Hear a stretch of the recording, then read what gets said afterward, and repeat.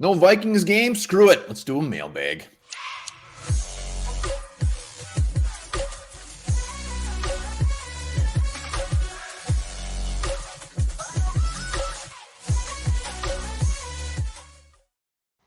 All right, welcome back to the Onebar and Lupagus show. I'm Onebar with Lupagus. No Vikings game today. We're going to bust out a mailbag.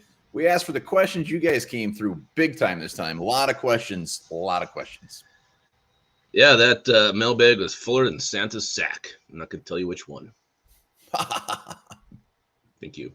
And don't forget, this video is brought to you by Liftbridge Brewing Company. Find their delicious beers in a liquor store near you, and also subscribe, like the vids. We are working our way up to 9,000 subscribers. I'm starting to be able to smell it. There's whiffs of it in the air. I can't even imagine what we're going to do when we get to 10,000 subs. It might be full nudity. It might be, it's going to get weird. It's going to get very, very weird. So be sure to sub. And also, if you're a Patreon, go to the page, fill out the form if you want that Christmas card. We got a bunch of people putting in their addresses, but I know we got some more. I'd hate when you wag that finger, I know you're serious. I'd hate for you to miss out, but let's do this. Let's go into the mailbag. I'm a lot of questions, like I said. And some of them are on the same theme. A lot of them are on the same theme. But let's start off with a lot of meat. I threw in a question on the Patreon page. And he said, after the Patriots win, how do you see the schedule shaking out the rest of the year? Basically, how are we going to finish? Yeah, it's a good question. I don't know. I'm thinking one of these road games we drop. I mean, maybe the Lions game. Maybe the Lions do come back and get us. They're playing pretty good ball right now. And I think that last game is the Bears, the last game of the season. I don't think that's going to count because I don't think we're going to be playing any starters. So I think we lose two more. I think we lose two more. I think we end up, the hell's the new, that would put us at what, 4 losses. So 13-4 for Vikings this year. Yeah, I got one more loss coming down. I think we're going to finish pretty damn good. But to be honest, we're going to lose a third game. It's going to happen. That's all I got. What are you looking? What game? I'm kind of on the same realm. What game are you most looking forward to the rest of the season? I don't know. I guess, a chance to sweep the Packers is always good at Lambeau. I love to go there and kick their ass. So that's kind of always one you're looking forward to. And I hope they're just down and just beat the shit out of them in their home field. Yeah, I'm actually looking forward to the Lions game for some reason. I think those Lions are quite on the little. I think that's going to be quite the test. So I never thought I'd say it, but I'm looking forward to the Lions game. I think they need to be brought down a peg. They're getting a little too cocky. They think they're too damn good. Vikings come in there, slap them in the buttocks, and make them remember that they're the Lions. Yeah, that's true. All right, if defense gets healthy with the corners, with Tomlinson back, does that solve some of our issues? I'll let you start. I've been very selfish this time. I don't know. I think the bigger issue is Ed Donatil and the way he's calling the game. Will they be better? Yes, absolutely. They'll be better. Maybe they'll be able to do a few more different things, but we're just going to have to deal with the fact that our defense is our Achilles heel for the rest of the year. Yeah. I mean, the Tomlinson, getting him back will be huge against the run game. And he actually did some stuff in the past, but you're right. You're right. I don't know if it can get much better. All right. Next up, do you still like any free agents out there? And do you think there's a chance Minnesota will pick one up? It's so late now. I don't think so. You look at what Blake Brandel, I mean, horrible game against the Cowboys, comes back, plays pretty damn well against the Patriots. Pretty damn I don't think you're going to I don't think you're bringing in a tackle. His gritty does need some work. Looked like he was having a seizure. Not sure what was happening there. OBJ is the other name that keeps getting floated around. But again, I don't see it. You come this far with this core of players. You bring in someone new. You have a chance of, screwing up the chemistry. I don't think he had anything at this point. They would have done it by now. We're down to our 5th cornerback. We're down to a crappy left. I mean, they would have signed somebody, but that's why. Unless there's a big ass injury, some crazy ass injury that happens, ain't happening. Even when it comes to kicker, I don't think we're replacing the kicker either, as much as I'd like to. Is this the best coaching staff the Vikings have had in recent memory? Not just head coach, everyone. This is like pickleball. I just served it back to you. Best coaching staff? I'd say it's the most. What's the word? Most hope we've had in a coaching staff. I mean, it's still very, very young. I mean, you got to factor in that Ed Donatil is here and he's having a rough go at it. But also you got to look at the culture, and that has a lot to do with just more of the coaching staff, front office too. But Kevin O'Connell, every post game, I mean, hell yes, this is exactly what this team needed. Zimmer, when we brought in Zimmer, his first couple of years, everybody loved him too. I mean, everybody's on board. So it's still the honeymoon phase, but I absolutely think so. Yes. I'd have to agree with that. But again, but you got that turd. He's like the boiling zit on the ass of this coaching staff is Ed Donatel. Yeah, but we're going to talk about that in a minute. This is a very random one. Should we sign Sean Oakman to the practice squad? Sean Oakman. He's the former defensive end from Baylor. Remember, he came out of the draft. He's like supposed to be a first-round pick. He had allegedly did some things, but was found not guilty. So, yeah, Sean Oakman. No. Now, let me answer this for you. No, we shouldn't sign Oakman. He's 29 years old. I don't think he's even played in the NFL ever. That question coming by Oak Daddy 88 or something? I don't know. Moving on. Is Ed Donatel the sole reason for our defensive struggles? I don't think he's the sole reason. He's still got players on the field who have to make plays, and missing tackles isn't on Ed Donatel. That's on the players. Scheme, yeah, that's definitely on Ed, but players have to perform. It's not Ed Donatel out there on the field making these plays. So the players have to be held accountable as well. As Ed Donatel putting them in the best position to succeed? That can be argued, but the players have to step up and make some plays too. All right, I'm not an Ed Donatel apologist. I've not been a fan of Ed Donatel, especially the last handful of weeks, but you got to look at this. Did Ed Donatel, did he know that these injuries were going to happen? Absolutely not. Did he know Eric Kendricks, Harrison Smith were going to have probably the worst years of their career? Jordan Hicks has been a flop. I mean, a lot of these players, it goes back to the players as well. That's really making Ed not look good. They're not doing him any favors, that's for sure. Yeah, they're not. They're not. A lot of missed tackles, a lot of missed plays, a lot of plays left on the field makes Ed look worse than he actually is. He doesn't look good to begin with. Yeah, it's not like we had an open checkbook to just bring in a bunch of studs on defense this past offseason either. So let's talk playoffs. Somebody's wondering, do you think our offense will be able to keep us in playoff games alone? Yeah, I think they will. They've proven they can. I mean, look at the offense against a very good Patriots defense, putting up 33. Well, I guess you can't count the special teams touchdown. Putting up 26 points against the Patriots D. No one saw that coming. Everybody thought that would be a low-scoring game. So you come in, you got a team like the Niners coming to town. I think, you could definitely put up points with this offense. There's just so many weapons. And Kirk Cousins, Justin Jefferson, that connection has just been stone cold all year long. You'd like to see Delvin be a little bit more consistent in the run game, but TJ Hawkinson addition, Adam Thielen, I mean, there's no reason this team can't put up points on anybody. That's easy. It's yes, we've done it all year. Are we going to sit most starters if we seal up the division? Hell no, we're not going to sit any starters. Our head coach is a former player. He knows that these guys want to be out there. He knows we got to keep that, whatever you want to call it, going. Mojo going out on the field. I mean, final week, if we got it all clinched up, that's all done, yeah, then we're talking. But he ain't sitting nobody. And we don't know. I mean, we don't know what Kevin O'Connell would do. We've never been in a situation before, but definitely not a two-game thing. I think if anything, it's the last game. Maybe it's Kirk Cousins. Maybe it's half. Maybe they play half. But yeah, I think he definitely wants his players. I mean, I don't know. I don't know what he's going to do. We don't know. He's not going to sit him. I talked to him. A Cowboy left town on his horse on Friday. He was gone 3 days and came back on Friday. How'd he do it? Because the horse's name was Friday. No shit. Can we put these primetime Kirk narratives to bed? Big win on Thanksgiving night against the Patriots. Is it over? It should have been over before. I mean, he played very well against the Seahawks a couple years ago. They lost that game, but it wasn't on Kirk. It's like he's never played good in primetime before. I'm going to guess that it still hangs around a little bit, but I would put it to bed. I'm going to get pissed off next time I hear it. It's it's boring. It's an unoriginal narrative that I just don't think is going to die just yet.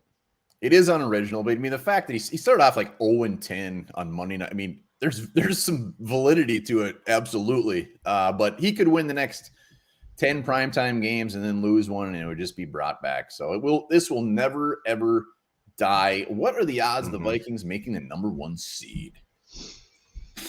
I haven't sat there and analyzed the Eagles schedule to kind of predict what they might end up as, but I don't know. There's a lot of road games coming up here. I don't like that. The schedule isn't great for the Vikings moving forward.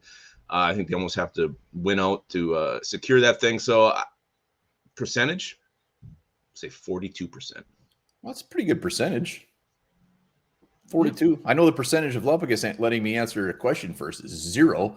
I got it at 0%. I got it at 65%. The rest of our schedule, it is not that crazy. We got a couple of tough games, but it'll be interesting to see what happens between the Eagles and the Packers today, which will be a poll on the show. I want to know who you're rooting for. Can you actually find yourself rooting for the Packers? I'm going to be like Rob Lowe has an NFL hat on during that game. I'm going to be very, I don't know, I'm going to be very upset. Would you be cool giving Kenny and Madison more carries? 5 for Kenny, 8 for Madison, rest for Cook. I think we're both going to agree on this, that absolutely get those guys involved. Let me take that one first. Yeah, I just got to hurry up and say it before you start talking for 10 minutes. I'd like to see it, though. I mean, Delvin couldn't find any room against the Patriots. Would someone else have any better luck? I don't know. I feel like they kept just ramming up the hole with Delvin every time. Didn't really hit the outsides much, but I wouldn't mind seeing Kenny get a couple carries. I think down the stretch here, especially if things are looking very good for us, we're going to see a lot of Madison. A lot of Madison. Let's run the tread off those tires. He could be with us next year. Let's go. Pound that man. Pound him. We kind of already answered this one, but should we be looking to sign a free agent in the near future? Then he mentioned a couple of old guys, Richard Sherman, the guys like that. Sean Oakman, what a random question. God, when he was at Baylor, he was a monster. Minimum. That mock draft had him going like 2 overall. A lot of people had him in the first round. I think we already answered this one. I think they would have signed a cornerback already. Yeah, we did answer it. Sounds nice. I mean, when you look at it, I don't know if some of these guys are injured, but there's some old farts out there that definitely are past their prime that could maybe. I'd be more curious if they signed somebody off a practice squad. Not really. All right, fine. I should say there's 2 more. Are we going to evaluate the kicker position or stand firm with Greg Joseph? Go ahead. Oh, wow. Thank you, Lupagus. I really appreciate that. There's no one to sign. There's nobody to sign. Even when we go down the Rodrigo Blankenship, like, oh, man, let's just get this guy. Is he injured? What's up? Look at his stats. Everyone says, it can't be any worse. It can't be any worse. Yeah, it can be worse. So I think we're staying put.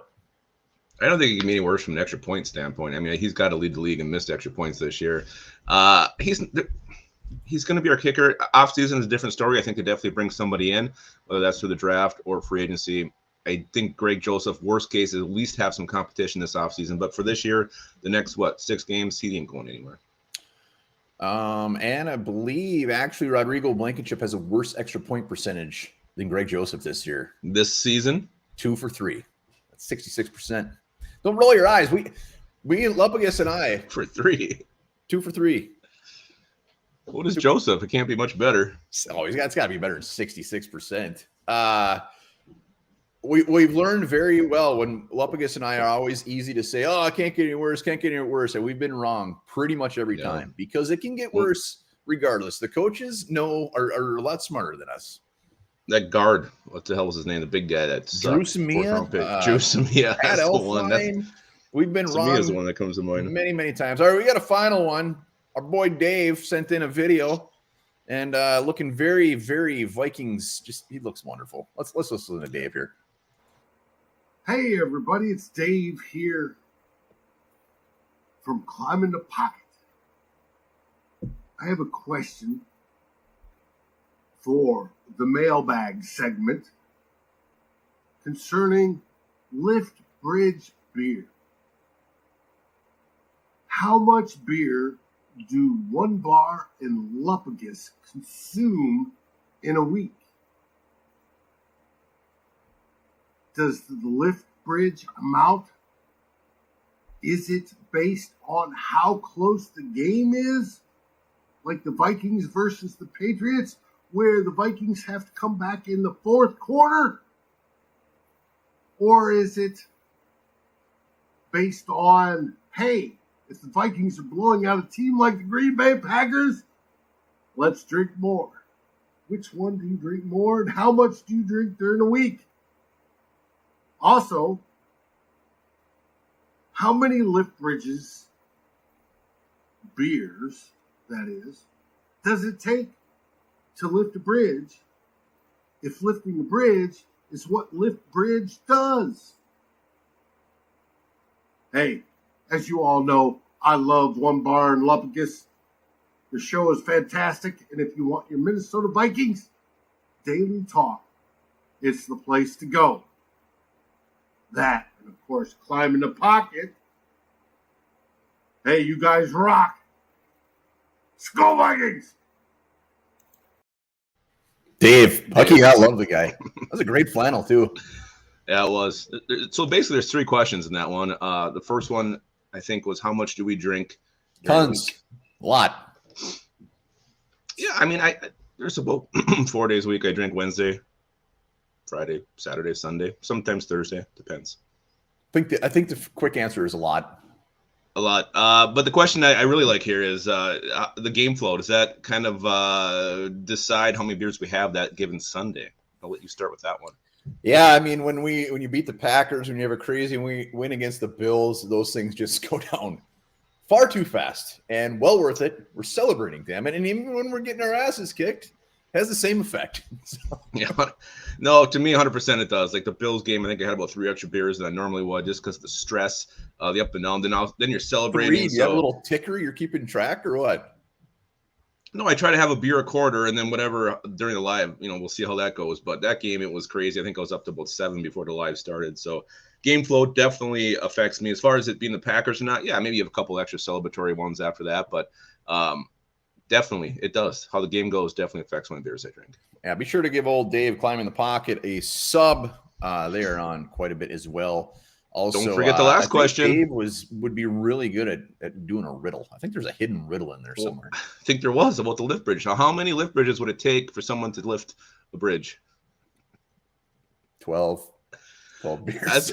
It depends on the person. You get about 12 lift bridges, and you might think you can lift anything. So I think it depends on the person. But yeah, I was gonna say about 12.